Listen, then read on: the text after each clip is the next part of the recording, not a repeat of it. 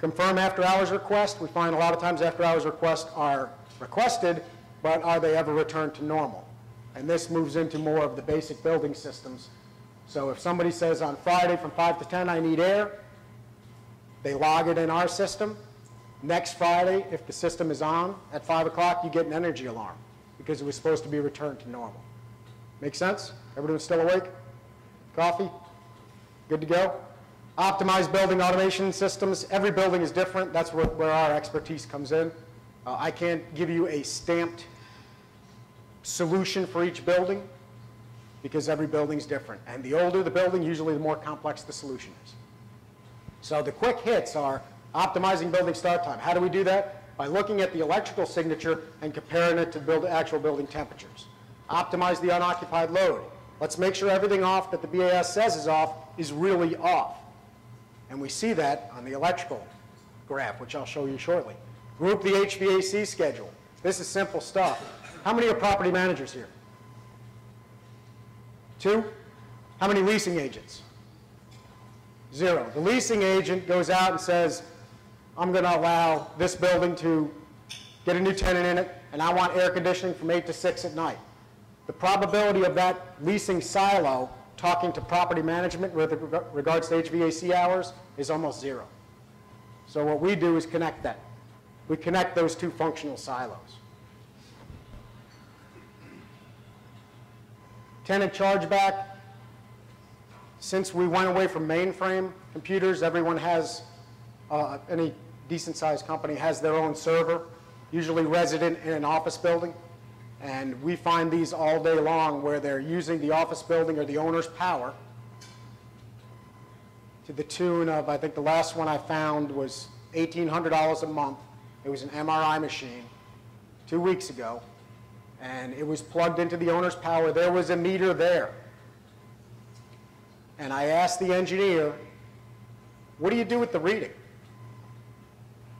He said, well, I put it in the book right next to the meter. What happens from there? Well, then I come back a month later and I put it in the book next to the meter. So I called the property manager up and I said, hey man, I got a deal for you. I'm going to put all my stuff in for free. I just want the revenue off that meter. So when you start looking at valuations, it's $1,800 a month. This was a 40,000 square foot office building, a very small office building. But this was a tenant load that was plugged into the owner's electrical. It was supposed to be metered. It was being metered, but nothing was done with the information. So what we do is we turn around and we make an invoice for that. We bill out probably between 200 and 300 invoices each month now. It's growing at about 20% a month as far as bill backs. And it's usually in the lease. So when we talk about low-hanging fruit quick hits, if you take $1,800, let's make it $1,000 just to be simple. 12 months of the year, that's $12,000. If you value a commercial office building, you use what they call a capitalization rate. Let's say the cap rate's 10%. So that's $100,000 in building valuation. Where is that important? Because when I go down to sit with my banker, because I want a new yacht, I'm going to say to the banker, look, this is the baseline historically, which was incorrect. Now I'm carving out this other expense and turning it into an income, so my building valuation will go up $100,000. So a little bit of financial there. I won't put you all to sleep with it, but the end result is energy is unmanaged because you can't see it. We make it visible, and then we make it workable. And these are all very, very low-cost, low-hanging fruit initiatives. So in my previous life, I had a lot of people work for me. Some were good. You know, my uncle used to say he had 4 kids, and I'd say, Uncle Bill, what happened to Bobby? Not this Bobby. And Uncle Bill would say, you know, Mike, sometimes you get a dud. Just the way it is. I'm batting 75%. I had 3 good kids. I got a dud. So, you know, when you're in business, you find that it's 75% is a pretty good number if I could get there. But I couldn't. So we get a lot of duds that we have to work through, and you have to take care of that. That's part of society. But you have to make things simple or they don't get implemented. So what we did was we designed a hardware and software platform where I need some real basic stuff. I need internet connection, connection 1. I need a power supply, 110 volt, connection 2. And I need 2 wires coming from my electric meter, connection 3. So this is not a truck-based installation. I can send this to any building engineer and have it installed in roughly 7.5 minutes. So it's dud-proof. The board then talks to our internet site. It programs itself. It says, I'm here. And we say, OK, you're at latitude and longitude XYZ. We then wirelessly, no hands, Ma, feed temperature data to that board and to the website, which I'll show you in a moment. So making it dud-proof,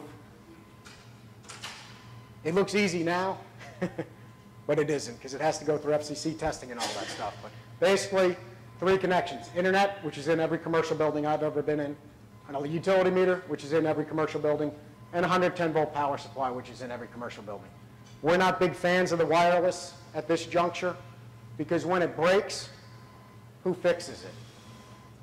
When this breaks, I can talk a building engineer or a secretary through it. I'm going to send you a new board, or is that plugged in? Is the power plugged in? Or are these 2 wires plugged in? So wireless, we find, drives up costs over a lifetime of ownership. So it is a software as a service model. We have the board which resides in your building. It goes to the internet cloud. So from a system architecture, it doesn't get any simpler than this. You're done. You're out of your building.